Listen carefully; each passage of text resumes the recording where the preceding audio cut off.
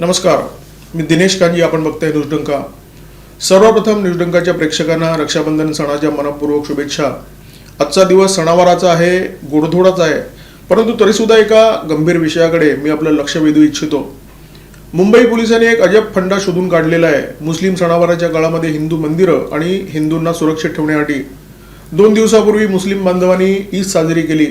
मुंबईत अनेक ठिकाणी जुलूस निघाले आणि अशाच एका मिरवणुकीच्या काळामध्ये हिंदू मंदिर कदाचित लक्ष केलं जाईल, या मंदिरावर दगड फेकले जातील, अंडी फेकली जातील, अशी भीती काही पोलिसांना वाटली आणि त्यांनी एक हनुमान मंदिर कापडाने पूर्णपणे झाकण्याचा पराक्रम केलेला आहे. म्हणजे हिंदू ग्रहणाच्या काळामध्ये आपलं देवघर, आपली मंदिरं ज्या प्रकारे झाकून ठेवतात त्याच प्रकारे म्हणजे सूर्यग्रहण नव्हतं, चंद्रग्रहण सुद्धा नव्हतं, परंतु मुंबई पोलिसांच्या कर्तृत्वाला ग्रहण लागलंय की काय असा प्रश्न मात्र या घटनेनंतर निर्माण झालेला आहे.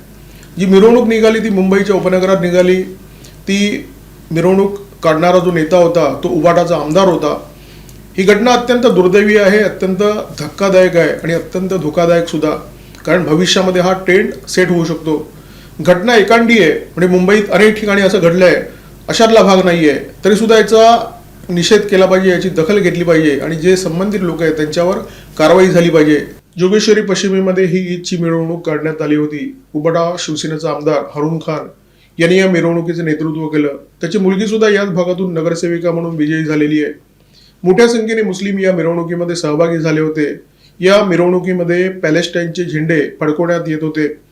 म्हणजे अलीकडे वैशिष्ट्य बनलेलं आहे, जेव्हा जेव्हा मुस्लिम खूप मोठ्या संख्येने एकत्र येतील त्या जमावामध्ये तिरंगा फडकवला जाईल की नाही शंका आहे, परंतु पॅलेस्टाईनचे झेंडे मात्र आवर्जून फडकवले जातात.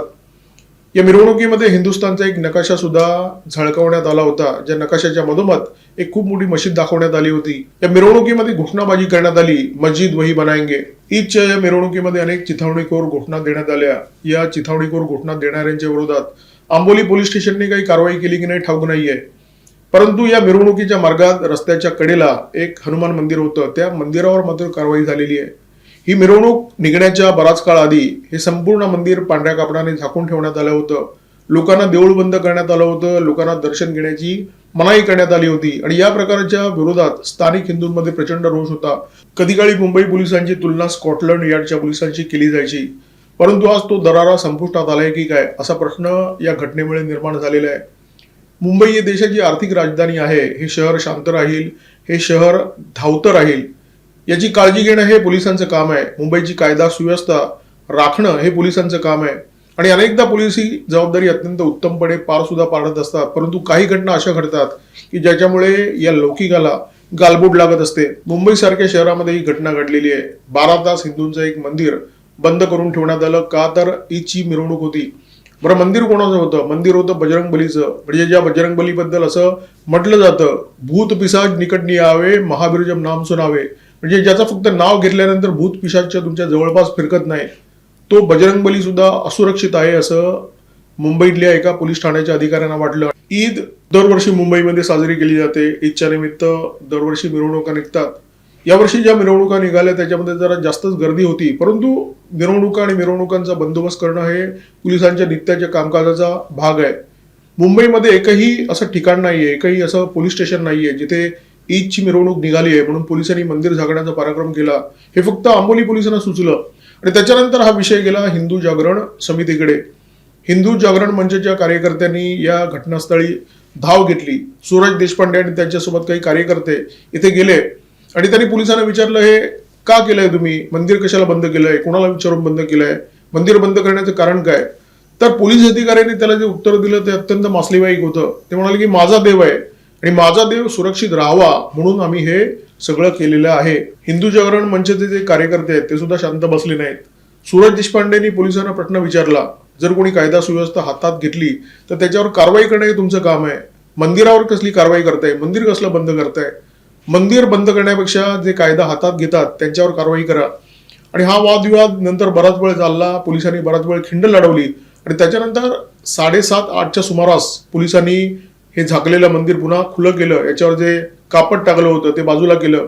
या देशामध्ये असे अनेक राजकीय पक्ष अस्तित्वात आहेत ज्यांचं असं ठाम मत आहे की या देशामध्ये फक्त मुस्लिमांना धार्मिक भावना असतात, हिंदूंना धार्मिक भावना नसतात आणि असल्यास तरी त्या चेपल्या तरी काही फरक पडत नाही. ज्या काळामध्ये निवडणूक असते त्या काळामध्ये हिंदूंना जातीच्या नावावर किंवा भाषेच्या नावावर आव्हान केलं, प्रादेशिक आव्हान केलं, तर हे हिंदू आपल्याला मतदानाच्या दिवशी मतदान करतात. आणि असा राजकीय विचार करणारे जे पक्ष आहेत त्या पक्षाच्या कळपामध्ये उबाडा शिवसेना या पक्षाने कधीच प्रवेश मिळवलेला आहे. आणि कधी काळी या पक्षाचं जे मुखपत्र आहे सामना, त्याची टॅगलाईन होती ज्वलंत हिंदुत्वाचा पुरस्कार करणारे एकमेव दैनिक, आता ज्वलंत हिंदुत्वाला विरोध करणारा एकमेव पक्ष, अशा प्रकारे या पक्षाने जाहिरात करायला हरकत नाही. त्यामुळे मुस्लिमांची सगळीच्या सगळी मतं या पक्षाच्या पदरामध्ये पुढच्या निवडणुकीमध्ये पडण्याची शक्यता आहे. हारून खान हा उबाटा शिवसेनेचा आमदार, उबाटा शिवसेनेच्या चिन्हावर हा जिंकून आला. त्याच्या नेतृत्वाखाली ही ईदची मिरवणूक काढण्यात आली आणि त्या मिरवणुकीच्या काळामध्ये एक हिंदू मंदिर झाकून ठेवण्याचा पराक्रम आंबोली पोलिसांनी केलेला आहे. आता याच्या मागे हारून खानचा दबाव आहे का, हारून खानचे आदेश आंबोली पोलिसांनी मानले आहेत का, याची सखोल चौकशी झाली पाहिजे. कारण हा जो प्रकार आहे तो हिंदूंची भावना दुखावणारा प्रकार आहे आणि असा प्रकार या मुंबई महाराष्ट्रामध्ये तरी भविष्यामध्ये घडता कामा नये. जोगेश्वरी पश्चिमेमध्ये जे काही घडलं ते संतापजनक आहेच, परंतु मनामध्ये एक प्रश्न निर्माण करणार आहे की आपण भारतात राहतो की आपण पाकिस्तानमध्ये राहतो, आपण मुंबईत राहतो की आपण कराचीमध्ये राहतो की आपण ढाक्यामध्ये राहतो. मुस्लिम समाज हा आक्रमक आहे आणि या समाजामध्ये अशी अनेक तत्व आहेत ज्यांना हिंदू संस्कृतीबद्दल प्रचंड द्वेष आहे. आणि त्यामुळेच रामनवमीची मिरवणूक असो किंवा गणेश चतुर्थीची मिरवणूक असो किंवा नववर्ष स्वागत यात्रा असो, पोलिसांच्या कडेकोट बंदोबस्तामध्ये अशा यात्रा काढाव्या लागतात. कारण भीती असते मशिदीतून दगडफेक होईल, एखादा हल्ला होईल. म्हणजे समस्या काय आहे तर जिहाद यांची आक्रमकता ही समस्या आहे आणि त्याच्यासाठी उपाययोजना काय आहे तर हिंदूंना वेठीला धरा ही उपाययोजना आहे. तुम्ही पाहिलं असेल हिंदू सणावाराच्या काळामध्ये जेव्हा मिरवणुका काढल्या जातात तेव्हा पोलीस सूचना देतात की मशिदीच्या समोरून मिरवणूक न्यायची नाही. मशिदीच्या समोरून मिरवणूक नेण्याची परवानगी मिळाली तर तिथे डीजे वाजवायचा नाही. जर तिथे डीजे वाजवण्याची परवानगी मिळाली तर सांगितलं जातं गुलाल उधळायचं नाही. हे सगळं कोणासाठी केलं जातं? मुस्लिमांना खुश करण्यासाठी, त्यांना शांत ठेवण्यासाठी. कारण त्यांना माहिती आहे पोलिसांना की हिंदू हा शांतच राहणार आहे, त्यामुळे त्याला वाटेल तसं चेपायचं. हे सगळे पोलिसांचे जुने फंडे आहेत आणि त्याच्यामध्ये आता भर पडलेली आहे एका नव्या फंड्याची. ईदची मिरवणूक आहे, मंदिर झाकून ठेवा. ईदची मिरवणूक आहे, एक दिवस मंदिरात जाऊ नका. ईदची मिरवणूक आहे, एक दिवस मंदिर पूर्णपणे बंद ठेवा. पोलिसांनी एक नवी आयडिया जन्माला घातलेली आहे आणि याचं ते श्रेय आहे ते आंबोली पोलीस ठाण्याला. जेव्हा काँग्रेसचं सरकार होतं तेव्हा हे प्रकार सर्रास व्हायचे. आता महाराष्ट्रामध्ये हिंदुत्ववादी सरकार सत्तारूढ आहे आणि त्या सरकारच्या काळामध्ये या गोष्टी घडत आहेत. अर्थात गृह खात्याने अशा प्रकारचे काही निर्देश दिले असतील याची सुतराम शक्यता नाहीये. जर तसं असतं तर सगळ्याच मंदिरांना हा नियम लागू करण्यात आला असता, परंतु तसं काही घडलेलं नाहीये. गृह खात्याच्या सूचना नसताना पोलिसांनी हा आगाऊपणा केलेला आहे आणि त्याच्यामुळे या प्रकाराची चौकशी होण्याची गरज आहे. ईदच्या मिरवणुकीच्या काळामध्ये हिंदू मंदिर बंद ठेवण्याचा निर्णय आंबोली पोलिसांनी घेतला. या निर्णयाच्या मागे जी मानसिकता आहे ती अधिक धक्कादायक आहे आणि अधिक धोकादायक सुद्धा. पोलिसांना असं वाटलं की ईदची मिरवणूक आहे, मुस्लिम मोठ्या संख्येने एकत्र येतील आणि कदाचित ते हिंदू मंदिराला लक्ष करण्याचा प्रयत्न करतील. ही जी पोलिसांची भेदरलेली मानसिकता आहे ती मुंबईच्या सुरक्षेसाठी अधिक धोकादायक आहे. आज पोलिसांनी एक पाऊल उचललं, मंदिर स्वतःहून बंद केलं, झाकून ठेवलं, कोणालाही न विचारता. उद्या कदाचित ते पुढचं पाऊल उचलतील. हिंदूंना असं सांगतील की मोहरमची मिरवणूक आहे, तुम्ही घरातून बाहेर पडू नका, तुम्ही दारं खिडक्या लावून घरात बसा. आणि हे सगळं कशासाठी तर हिंदूंच्या सुरक्षेसाठी. हिंदूंच्या सुरक्षेच्या नावाखाली उद्या असा निर्णय पोलीस घेण्याची शक्यता नाकारता येत नाही जर आज या निर्णयाचा हिंदूंनी निषेध नाही केला. समजा नववर्ष स्वागत यात्रा आहे, ही स्वागत यात्रा जाते भेंडी बाजारातून. पोलीस मुस्लिमांना सांगतील का एखादी मशीद अशा प्रकारे झाकून ठेवा? अजिबात सांगणार नाही. जर पोलिसांनी असं सांगण्याचा प्रयत्न केला तर मुंबईमध्ये आग लागेल.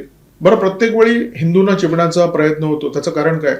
कारण हिंदू दंडेली करत नाही, हिंदू कायदा सुव्यवस्था मानतो, हिंदू पोलिसांचा आदर करतो. बऱ्या वाईट कारणासाठी हिंदू झुंडीने कधी पोलीस ठाण्याला घेराव घालायला जात नाही, पोलीस ठाण्याच्या समोर रास्ता रोको सुद्धा करत नाही. पोलिसांना सुद्धा हे ठाऊक आहे. त्यामुळे जेव्हा चेपण्याचा प्रयत्न होतो तेव्हा या शांतता प्रेमी समाजाला चेपण्याचा प्रयत्न होतो. मुस्लिमांना अशा प्रकारे हाताळण्याचा प्रयत्न पोलीस कधीच करत नाहीत. आणि त्याच्यामुळे आंबोली पोलिसांनी जे काही केलंय तो भेदरटपणा आहे आणि या भेदरटपणाची जेवढी निंदा करावी तेवढी कमी आहे. कालपर्यंत जे काही घडलं ते घडलं, परंतु भविष्यामध्ये असं घडू द्यायचं नाही असा हिंदूंचा निर्धार आहे. पोलिसांच्या अशा नेभळ्या उपाययोजना हिंदूंना अजिबात मान्य नाही आहेत. जर या मंदिराकडे कोणी वाकड्या नजरेने पाहिलं तर त्याच्या घरावर बुलडोजर चालेल, कदाचित त्याचा एन्काउंटर सुद्धा होईल. अशा प्रकारची दहशत या जिहाद्यांच्या मनामध्ये निर्माण होणं गरजेचं आहे आणि मुंबई पोलिसांनी नेभळ्या उपाययोजना करण्यापेक्षा अशा प्रकारचा दरारा निर्माण करण्याची गरज आहे. आणि जर पोलिसांचा दरारा नसेल तर मंदिरं झाकून उपयोग होणार नाही. झाकलेल्या मंदिरांवर सुद्धा हल्ले होऊ शकतात. त्या मंदिरातील मूर्त्यांची विटंबना होऊ शकते. जर कुत्रे पिसाळले असतील तर लोकांना सांगण्यात शहाणपणा नाहीये की तुम्ही घरी बसा. इलाज त्या पिसाळलेल्या कुत्र्यांचा झाला पाहिजे, बंदोबस्त त्या पिसाळलेल्या कुत्र्यांचा झाला पाहिजे. लोकांना घरी बसा शहाणपणा सांगणं हे पोलिसांचं काम नाहीये.